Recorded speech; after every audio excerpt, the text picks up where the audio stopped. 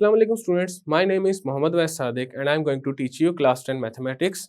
Students, last lecture में हमने rule number 3 पढ़ा था of resolving an algebraic fraction into partial fractions और एक एग्जाम्पल की थी और इसके अलावा हमने एक्सरसाइज 4.3 स्टार्ट की थी और इसका क्वेश्चन 1 किया था।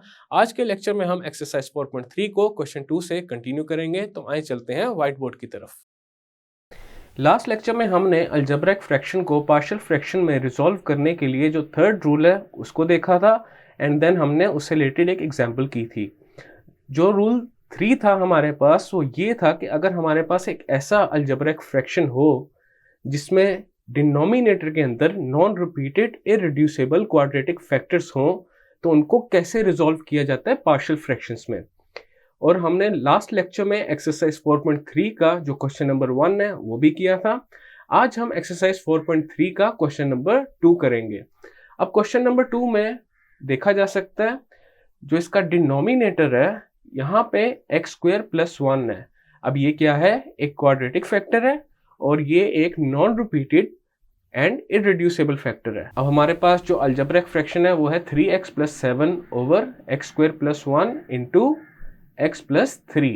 तो सबसे पहले इसको पार्शियल फ्रैक्शंस में रिजॉल्व करते हैं। तो यहाँ पे हमारे पास आ जाएगा 3x + 7 / x² + 1 × x + 3।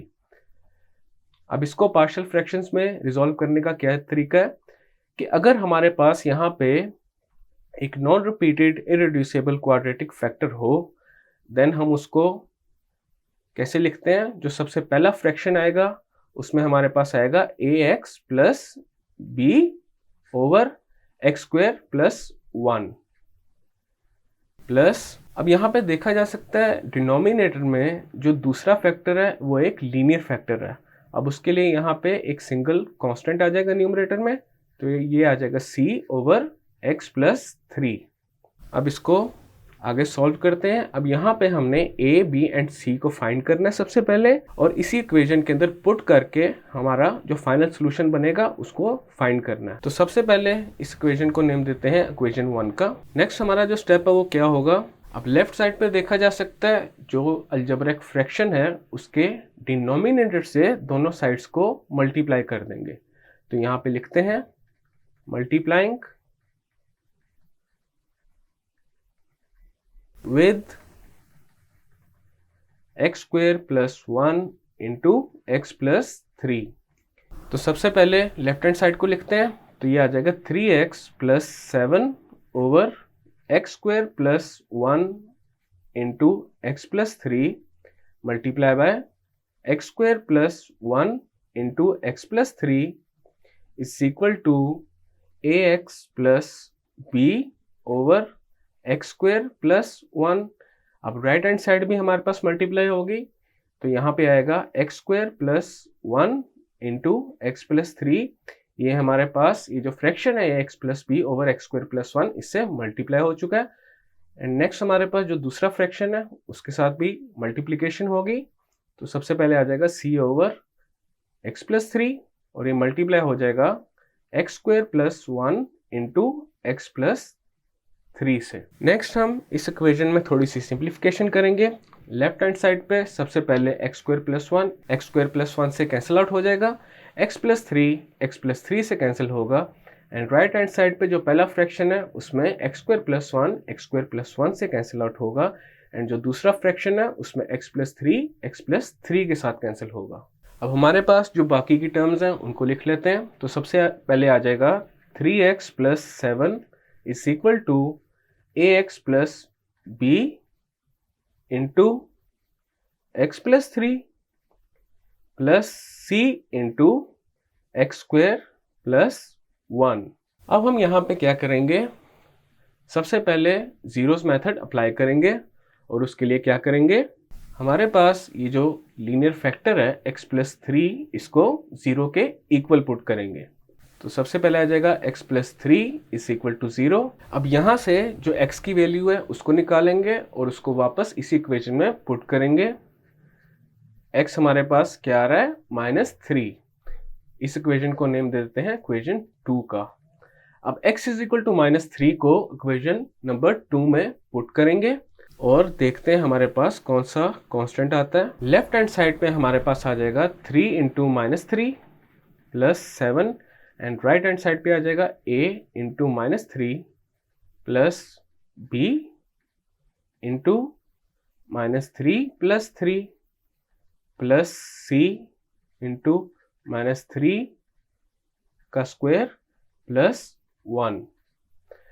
अब इस इक्वेशन को थोड़ा सिंप्लीफाई कर लेते हैं। लेफ्ट हैंड साइड पे हमारे पास आ जाएगा 3 into -3 is -9 and -9 plus 7 is -2 and right hand side पे हमारे पास सबसे पहले यहाँ पे देखा जा सकता है -3 प्लस 3 इज 0 और 0 हमारे पास इस पूरी टर्म से जब मल्टीप्लाई होगा तो ये सारी टर्म क्या हो जाएगी 0, तो इसको लिखने की ज़रूरत नहीं है यहाँ पे। एंड नेक्स्ट हमारे पास क्या आएगा c into -3 square is 9 and 9 plus 1 is 10। अब हम c यहाँ से फाइंड कर लेंगे तो c हमारे पास इक्वल आ जाएगा -2/10 के विच इज इक्वल टू -1/5। हमारे पास यहाँ पे c की वैल्यू आ चुकी है। अब हमने a एंड b को फाइंड करना है। तो यहाँ पे अब इक्वेशन 2 में देखा जा सकता है a एंड b को फाइंड करने के लिए हम जीरोस मेथड अप्लाई नहीं कर सकते, बिकॉज जब हम x स्क्वायर प्लस 1 को 0 के इक्वल रखेंगे तो यहाँ से x की 2 वैल्यूज आ जाएंगी। देन जीरोस मेथड एप्लीकेबल नहीं है a एंड b को फाइंड करने के लिए। तो अब हम क्या करेंगे, जो हमारे पास दूसरा मेथड है जिसमें जो वेरिएबल्स हैं उनके कोफिशिएंट्स को हम कंपेयर करते हैं, उस मेथड को यूज करेंगे। तो उससे पहले जो इक्वेशन नंबर 2 है उसको ओपन करके लिख लेते हैं। लेफ्ट हैंड साइड पे तो हमारे पास वही टर्म आ जाएगी 3x plus 7 and right hand side पे हमारे पास क्या आएगा ax square plus 3ax plus bx plus 3b plus cx square plus c। अब ये हमारे पास इक्वेशन 2 की जो सिंप्लीफाइड फॉर्म है वो आ चुकी है।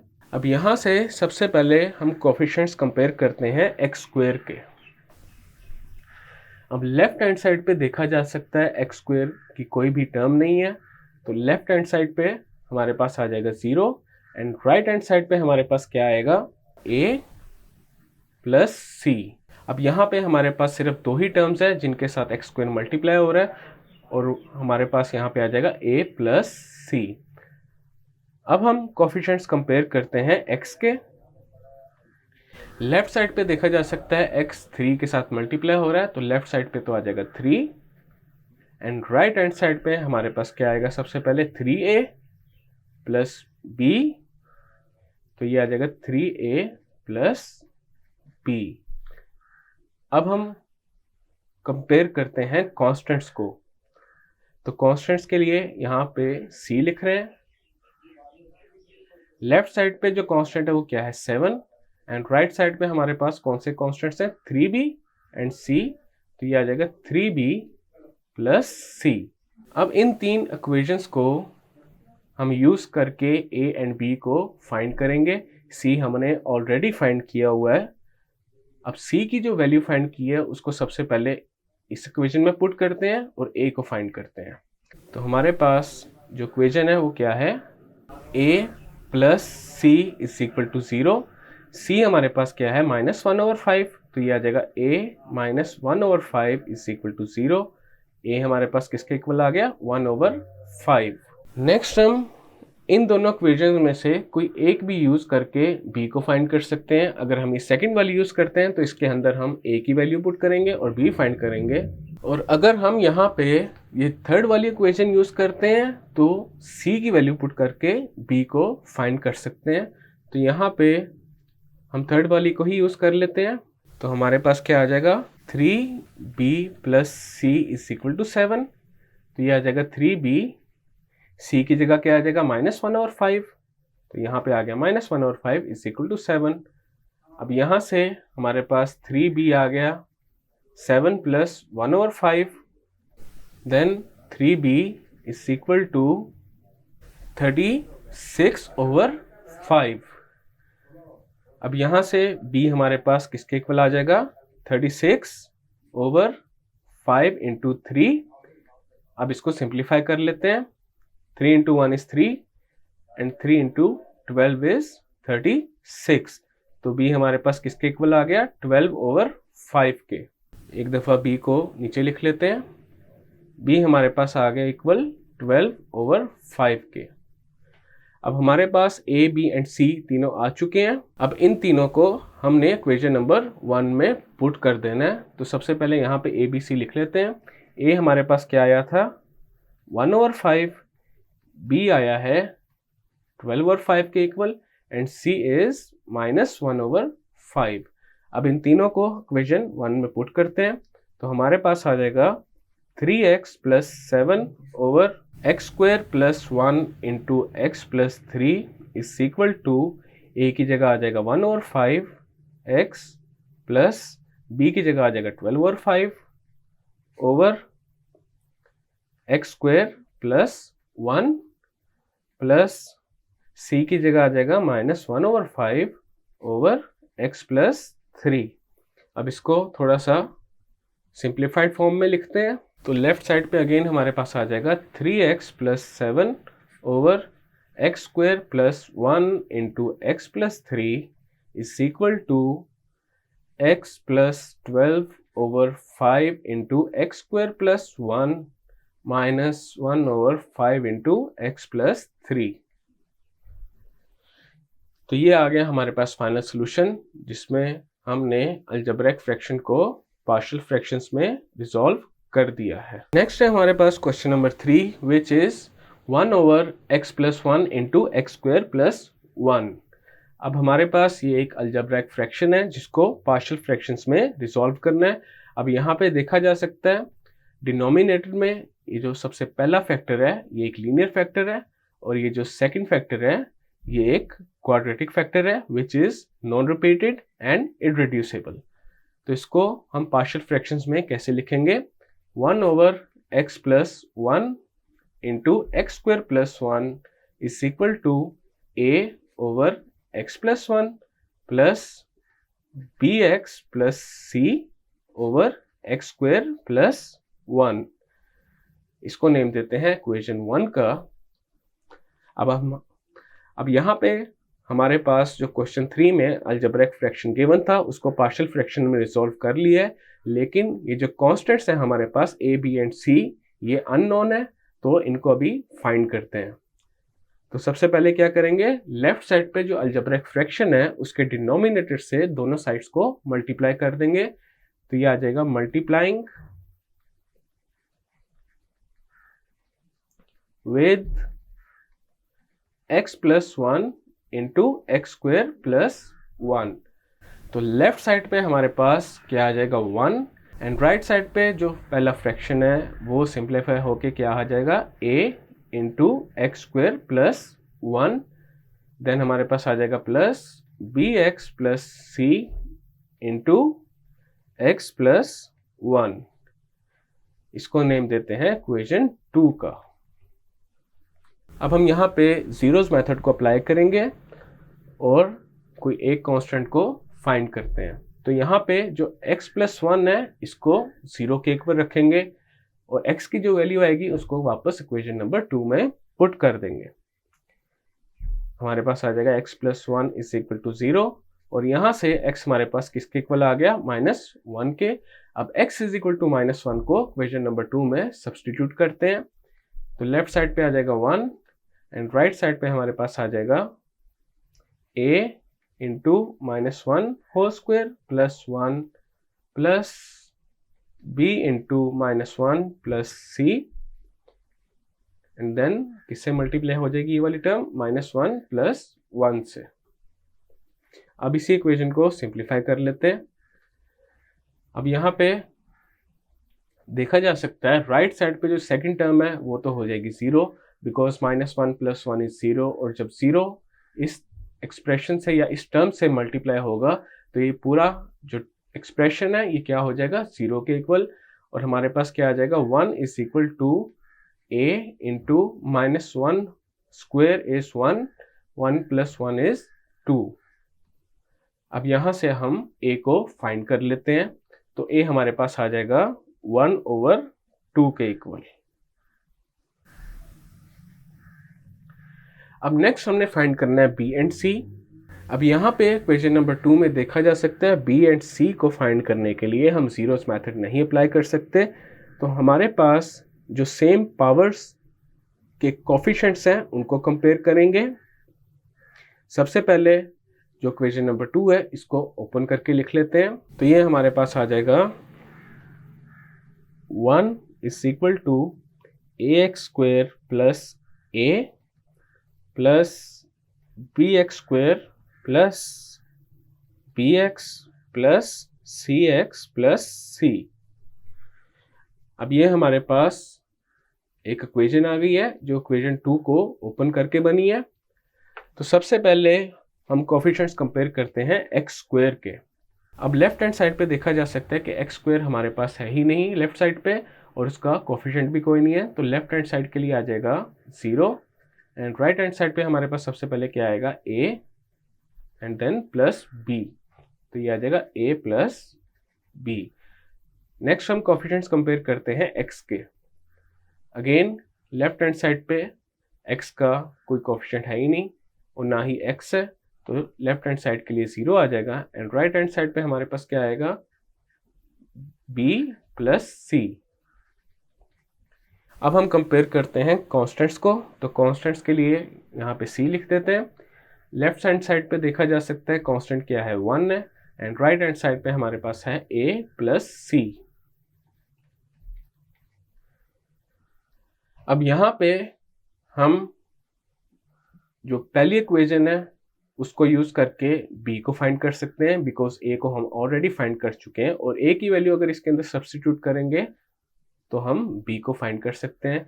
इसी तरह थर्ड इक्वेशन को यूज करके हम c को फाइंड कर सकते हैं by putting the value of a in this equation. तो सबसे पहले b को फाइंड करते हैं। तो हमारे पास जो पहली इक्वेशन है उसको यूज कर रहे हैं, तो यहाँ पे आ जाएगा 1/2 plus b is equal to 0।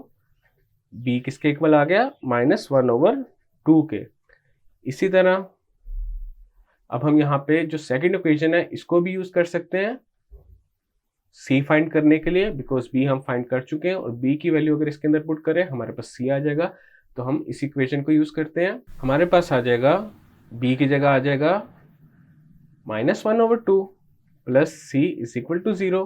तो c हमारे पास किसके इक्वल आ गया 1/2 के। अब हमारे पास a, b and c find हो चुके हैं। अब इनको हम इक्वेशन नंबर 1 में पुट कर देते हैं। तो सबसे पहले यहाँ पे a, b एंड c को लिख लेते हैं।